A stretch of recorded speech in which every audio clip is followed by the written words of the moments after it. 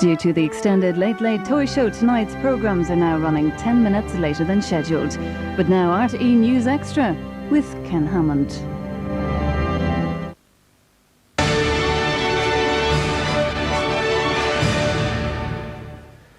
Morning. With counting completed in the Northern Ireland Assembly elections, Ian Paisley's DUP has emerged as the largest party, while Sinn Féin has become the largest nationalist party.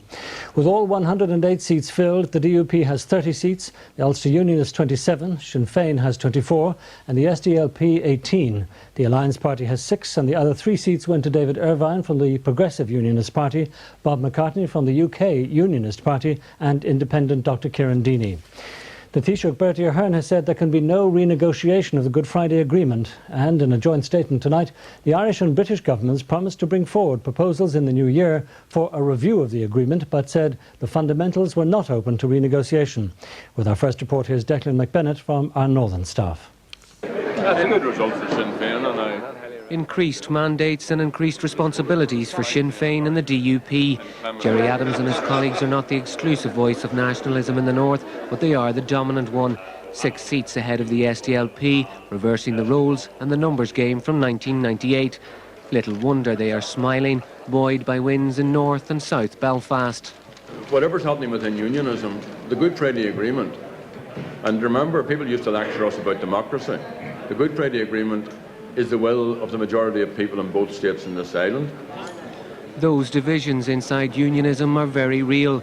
Just as within nationalism, the roles have been inverted. The DUP have caught and surpassed their deadly rivals in the Ulster Unionists.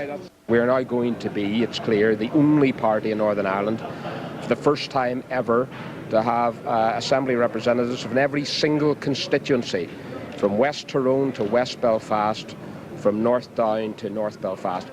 Call it polarisation, tribalism, or simply the democratic process, but it is the will of the people. With the Women's Coalition gone, PUP representation halved to just 1 seat and just 2 independents.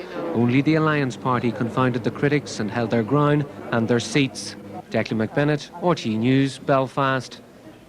Ulster Unionist Jeffrey Donaldson said the party leader David Trimble should step aside following the election setbacks. But Mr Trimble said he had no intention of resigning. This report from Brendan Wright. David Trimble won his own personal election battle, topping the poll in Upper Bann and avoiding the embarrassment of losing out to his arch-rivals, the DUP, on his home patch. However, he will have been acutely aware of the major problems that await him on the wider political stage. Trimble is the man who took the risk of sharing power with Sinn Féin, an initiative which eventually collapsed, leading to deep divisions within his own party. That power-sharing debacle and this election setback for the UUP has now brought those critics right out into the open. Quite frankly, we are not going to reunite under David Trimble. We've got the prospect of a general election in 18 months' time where we will lose more seats unless we get our act together. That's why I think it's time for David Trimble to step aside so that a broader consensus can be built to help put the party back on its feet again. Mr Trimble, though ever the political fist fighter, said he had no intention of resigning the leadership.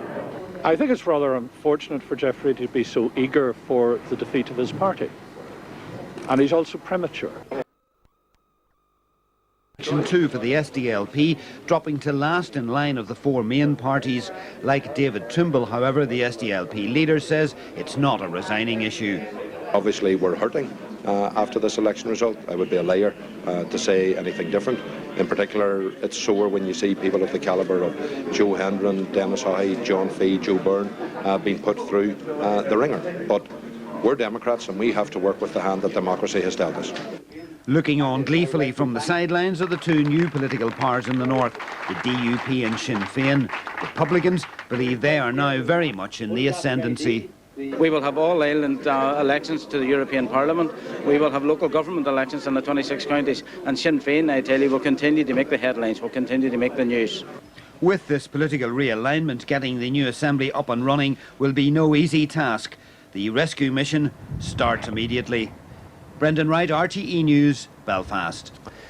A late surge in capital tax receipts has transformed the public finances for 2003, and the government will have to borrow €350 million less than expected this year.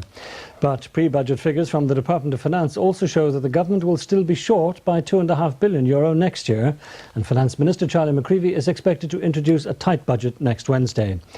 Now, with a look at some of the rest of the day's news, here's Vivian Traynor.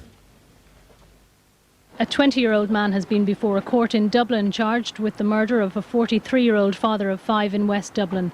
Thomas Farrell died after he was stabbed in the back at his home in Ballyfermot on Wednesday night.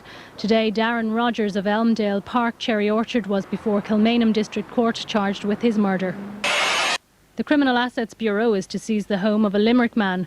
31-year-old Brian Callapy, a convicted criminal, is the first person connected to the gangland feuds in Limerick to be targeted by the cab. Detectives say they're pursuing the assets of others. The District Court in Dublin has begun hearing an action taken by the Equality Authority against a golf club which excludes women members. The authority claims Portmarnock Golf Club is in breach of the Equal Status Act. The club denies any discrimination. The Minister for Transport has told Iarnród Éireann it must improve services in return for investment, and he's warned the company he will take radical action if the taxpayer does not get value for money. Seamus Brennan made his comments as he announced a special allocation of €40 million to speed up the purchase of new rail carriages and launch the company's new extended timetable. The Soham murder trial has heard how the accused, Ian Huntley, admits setting fire to the bodies of Holly Wells and Jessica Chapman, the two 10-year-olds he's suspected of murdering. The admissions came in evidence that is not being challenged by his defence. The 29-year-old denies all charges. This report from Justin Tracy. Today's revelations were the latest in a list of 21 points accepted by the defence.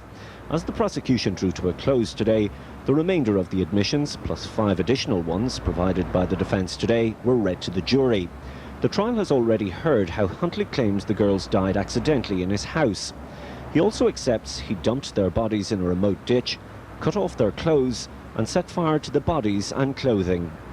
But today the jury has heard evidence which directly contradicts this version.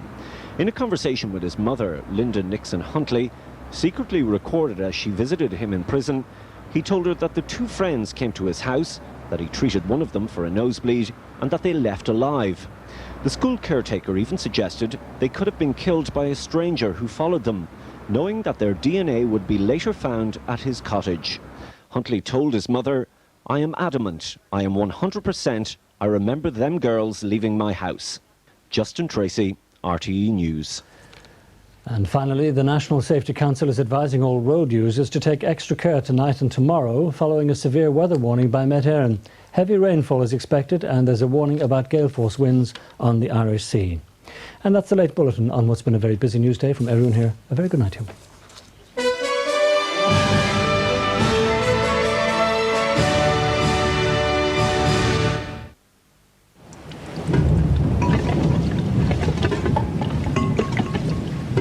When you need a number in a hurry, call Aircom 11811. Hello again and welcome to the late night forecast. Well, Saturday is going to be a wet day across much of the country. Some fairly heavy rain expected, particularly in Munster and Leinster, with some strong winds at times too. We will see a return to colder, showery conditions for Saturday night and Sunday. Here's the satellite sequence through the day gone by. As you can see, this band of cloud moving up here from the southwest. That cloud has quite a lot of rain in it, and it's going to make its way up across the country as we go through the latter part of the night and on through Saturday, bringing with it some fairly heavy spells of rain, particularly to Munster and Leinster, and there will be strong winds at times too. It will gradually clear away though, and we'll see a return to colder, showery conditions, those showers feeding in from the west for Saturday night, and indeed a cold, showery day on Sunday too, but quite bright on Sunday, the showers mainly in western areas. Another showery day on Monday with low pressure dominating, but in this instance the winds will be coming from the northeast, so the showers will be mainly in eastern areas. Back to the rest of the night, mostly dry at the moment, but we will see heavy persistent rain getting into the southwest through the rest of the night and then making its way across much of the country overnight. Lowest temperatures of 6 to 10 degrees Celsius, with winds becoming southerly and quite strong on eastern coast through the rest of the night, continuing strong on the east coast there through tomorrow, while they will turn around to a more westerly direction elsewhere. But those westerly winds will pick up as well, becoming quite strong on southern coast, and there's the potential for some fairly strong winds elsewhere too, so do listen closely to sea area forecasts. As for the weather for Saturday, where we can expect a dull, damp day across the country, all areas getting some rainfall. That rain heaviest across Munster and Leinster through the morning. That rain then moving northwards through the rest of the day, with brighter conditions getting into the southwest in the afternoon and extending northwards as the rain finally clears away towards the end of the day. Highest temperatures of 10 to 12 degrees Celsius. These temperatures highest in the morning, with colder conditions following as the rain clears later on. Looking ahead then to Sunday, and we can expect a cold, bright, showery day. That's it from me. Good night.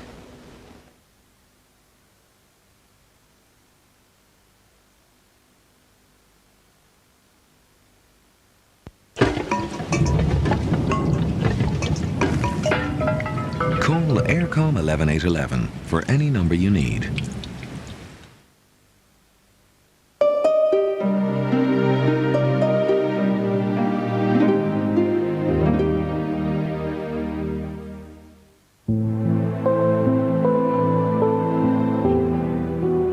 John Wesley was interested in people's minds as well as their souls, and so had a great concern for education. He constantly encouraged the members of his societies in reading and published condensed versions of good literature for them. Primary schools were established in many parts of the country, and later the Methodist Church founded secondary and third level colleges, including Wesley College in Dublin and Gertine College in Tipperary.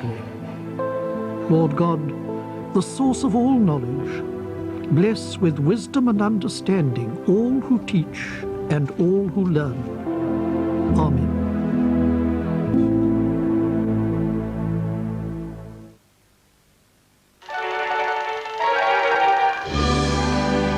You're watching RTÉ One, home of the best in movie entertainment.